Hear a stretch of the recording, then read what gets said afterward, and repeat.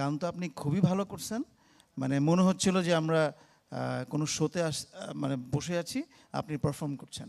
খুব ভালো লেগেছে আমার। অলরেডি আমি আপনার গানের সাথে দুলছিলাম। দর্শক, এবারে গানের পালা। চলে যাচ্ছি পরবর্তী গানের প্রতিযোগী মোহাম্মদ মাহফুজুর রহমানের কাছে।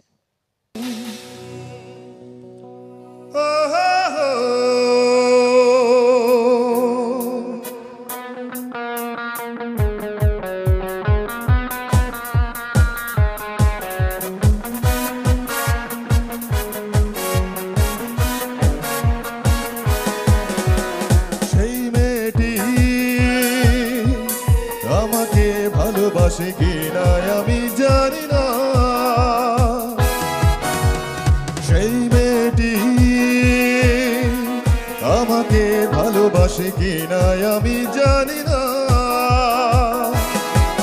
যার মেঘ কালো চুল, হরিণের চোখ, কণ্ঠটি গানের বিনা,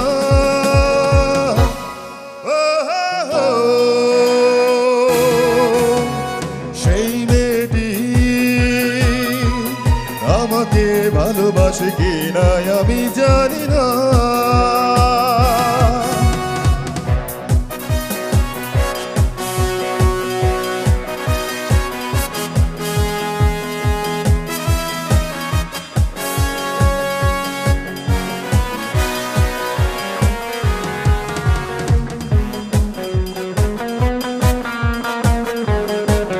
তার হাসি যেন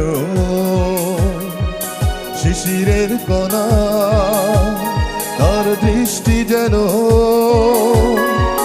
মায়াবী ছলনা।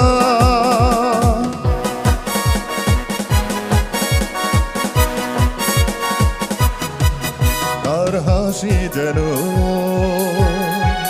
শিশিরের কণা, তার দৃষ্টি যেন মায়াবী ছলনা। তাকে না দেখেও মনে হয় সে আমার অনেক দিনের চেনা।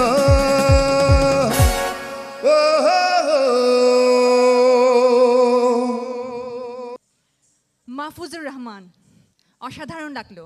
কি মনে করছো, নেক্সট রাউন্ডে যেতে পারবে আমাদের সাথে? আমি ইনশাআল্লাহ আশাবাদী। আমাদের অনেক আপু ভাইয়া জাজ যারা বসে আছেন, আমি আমার বেস্ট দেওয়ার চেষ্টা করেছি, ইনশাআল্লাহ আমি আশাবাদী। That's good. তাহলে চলে যাচ্ছি সরাসরি বিচারকের মন্তব্যে। প্রথমে আয়েশা মৌসুমী ম্যাম। মাহফুজুর রহমান, আপু খুব ভালো লেগেছে আমার। অলরেডি আমি আপনার গানের সাথে দুলছিলাম। জি আপু। আশা করি আমরা আপনার গানে আরও সুন্দর সুন্দর পারফরমেন্স আমরা সামনে উপভোগ করব। Hope for the best. Thank you আপু। ধন্যবাদ। এবারে শুনবো এসআই সুমন স্যারের কাছে। মাহফুজ, গান ছাড়া কি করেন আর? স্যার গানের পাশাপাশি আমি এমনি আমাদের একটা ফার্মেসি আছে ছোট আমার। না, আমি প্রফেশনের কথা বলছি না। আমি যে গান ছেড়ে কোনো কবিতা আবৃত্তি করেন অথবা কোথাও ভয়েস ওভার আর্টিস্ট হিসেবে কাজ করেন? আমি গান শুধু গান করি স্যার। আপনি কবিতাও করবেন গানের পাশাপাশি। Thank you sir. কবিতাও করবেন, গান তো আপনি খুবই ভালো করছেন, মানে মনে হচ্ছিল যে আমরা কোনো শোতে মানে বসে আছি, আপনি পারফর্ম করছেন। আপনার ভয়েস অনেক বোল্ড স্যার, বাট আমিও মানে গানের পাশাপাশি আপনি কবিতাটাও আবৃত্তি করেন, এটা আরও ভালো করবেন। গান তো খুবই ভালো হয়েছে, এক্সেলেন্ট। হ্যাঁ, it is a very excellent job. আমার মনে হয়নি যে আমি আসলে আপনি কোনো কন্টেস্টেন্ট, আমরা আপনার গান শুনছি। Thank you so much.